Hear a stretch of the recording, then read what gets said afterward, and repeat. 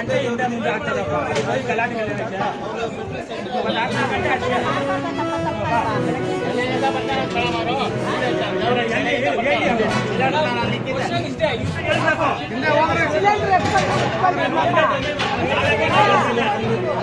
ಅಲ್ಲಿ ಯಾರನ್ನು ಸೇರಿಸ್ಬೇಡ್ರಿ.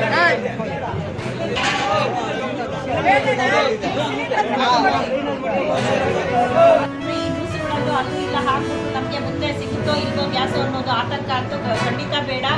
ಈಗ ನಮ್ಮ ಸರ್ಕಾರ ಏನು ಹೇಳಿದೆ ಆದೇಶ, ಯಾವುದೇ ರೀತಿಯಲ್ಲೂ ಜನಗಳಿಗೆ ಊಟ ಮಾಡ್ಕೊಂಡು ತಿನ್ನೋದಕ್ಕೆ ಯಾವುದೇ ರೀತಿಯಲ್ಲೂ ಗ್ಯಾಸ್ ಪ್ರಾಬ್ಲಮ್ ಇರಲ್ಲ ಅಂತ ಹೇಳಿದ್ದಾರೆ.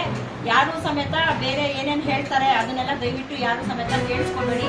ತಮಗೆ ಏನೇ ಒಂದು ಸಮಸ್ಯೆ ಆದರೂ ಸಮೇತ ಇಮಿಡಿಯೇಟ್ ಆಗಿ ನಮ್ಮ ತಾಲೂಕು ಆಫೀಸ್ ನನಗೆ ನನ್ನ ನಂಬರ್ಗೆ ಕಾಲ್ ಮಾಡ್ಬೋದು.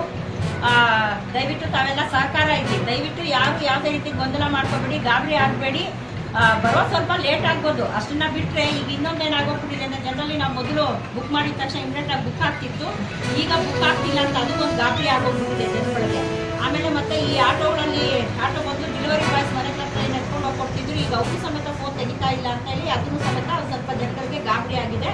ಅದು ಏನಾಗ್ತಿದೆ ಅಂತೇಳಿ ನೋಡಿದ್ರೆ ಸ್ವಲ್ಪ ಸರ್ವರ್ ಇಶ್ಯೂ ಇರೋದ್ರಿಂದ, ಜೊತೆಗೆ ಎಲ್ಲರೂ ಈಗ ಮೊದಲು ಏನಾದ್ರು 1-260 ಹಂಗೆ ಪರ್ ಡೇ ಗ್ಯಾಸ್ ಬುಕ್ ಆಗ್ತಿತ್ತಂತೆ, ಈಗ ಏನಾಗ್ತಿದೆ ಡಬಲ್ ಟ್ರಿಪಲ್ ಆಗ್ತಾ ಇದೆ ಅಂತೆ. ಅದರಿಂದ ಈಗ ಗ್ಯಾಸ್ ಏಜೆನ್ಸಿನವರು ಕೊಡೋದಕ್ಕೂ ಸ್ವಲ್ಪ ಕಷ್ಟ ಅಂತ ಹೇಳ್ತಿದ್ದಾರೆ. ಬಟ್ ಏನೇ ಆಗಿ ಬಟ್ ತಮಗಂತೂ ಇನ್ ಟೈಮ್ಗಂತೂ ಸಿಲಿಂಡರ್ ಅಂತೂ ತಲುಪುತ್ತೆ. ದಯವಿಟ್ಟು ಸಾರ್ವಜನಿಕ